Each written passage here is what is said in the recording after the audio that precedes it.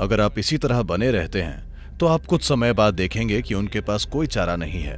भावना एक बहुत शक्तिशाली चीज है। ये कोई चाल नहीं है, ये होने का एक तरीका है, ये होने का एक बुद्धिमानीपूर्ण तरीका है।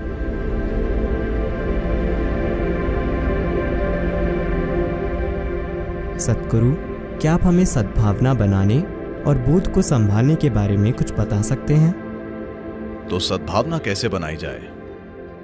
मैं एक चोटी की कंपनी के लिए एक कार्यक्रम कर रहा था। वो वाकई दुनिया की सबसे बड़ी बहुराष्ट्रीय कंपनियों में से एक है। वहां के चोटी के 25 अधिकारी 2 दिन के कार्यक्रम में बैठे थे। मेरे साथ 9 वॉलंटियर थे। ईशा फाउंडेशन पूरी तरह से वॉलंटियरों द्वारा चलाया जाने वाला संगठन है और ये 9 वॉलंटियर कार्यक्रम में सब कुछ संभाल रहे थे। और दूसरे दिन इनमें से एक अधिकारी ने मुझसे पूछा, सद्गुरु, आपको ऐसे लोग कहां मिलते हैं? क्योंकि वे हमेशा कंपनी छोड़ने की सोचते हैं।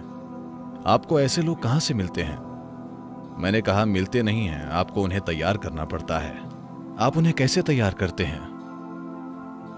मैंने कहा, कुछ ऐसा कीजिए कि उन्हें आपसे प्यार हो जाए। ओह, हम ऐसा कैसे करें? I said, first you must fall in love with them. Then they say, oh, they don't pay us for that. So that's all it is. मैंने कहा, पहले आपको उनसे प्यार करना पड़ेगा।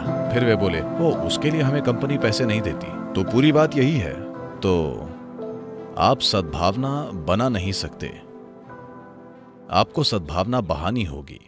अगर आप इसे हर किसी को देते हैं तो ये कई तरीकों से आपके पास लौट कर आएगी, पर आपको इसकी चिंता नहीं करनी है कि आपके पास वापस आती है या नहीं। यही आपके जीने का तरीका होना चाहिए, इसे होने का तरीका होना चाहिए, ताकि आप स्वाभाविक रूप से हर किसी को अपनी हर उस चीज में शामिल कर लें जो आप हैं। कुछ उत्तर देंगे, कुछ उत्तर नहीं देंगे, और ये ठीक है, ये उनका चुनाव है। लेकिन जहां तक आपकी बात है, कोई विकल्प नहीं है। आप हर किसी के साथ प्रेम में पड़ गए हैं। उनके लिए वे फिर भी चुन सकते हैं, लेकिन कुछ समय बाद वे अपना चुनाव खो देंगे। उनके पास कोई विकल्प नहीं बचेगा।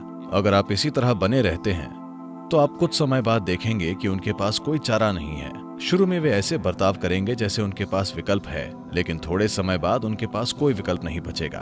तो सद्भावना बनाने की कोशिश मत कीजिए।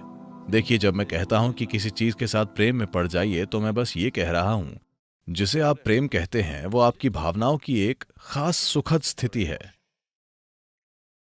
भावना एक बहुत शक्तिशाली चीज है। हालांकि लोग हर तरह की तार्किक बकवास करते हैं, फिर भी दुनिया इंसानी भावनाओं से संचालित है। हाँ, क्या ऐसा नहीं है? कौन चुना जाता है वो अब भी भावनाओं से संचालित होता है ना? देश में या दुनिया में कौन लोकप्रिय है, ये अब भी भावनाओं से संचालित होता है ना? जिन लोगों पर आपने कभी दृष्टि नहीं डाली है, वे ही लोग हैं जिनके साथ आप प्रेम में हैं। कृपया देखिए। हाँ, आप अमिताभ बच्चन को या तेंदुलकर को या ब्रैड पिट या किसी और को, शायद एंजेलिना जोली को देखते हैं। माफ कीजिए।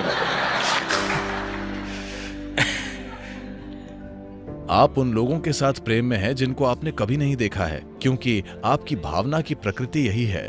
तो भावना एक शक्तिशाली साधन है।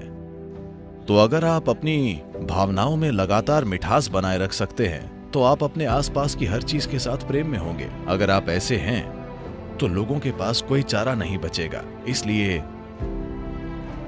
ये कोई चाल नहीं है, ये होने का एक तरीका है, ये होने का एक बुद्धिमानीपूर्ण तरीका है। क्योंकि वे आपके प्रेम में पड़ते हैं या नहीं पड़ते हैं, आपका जीवन बहुत सुखद और मधुर होगा।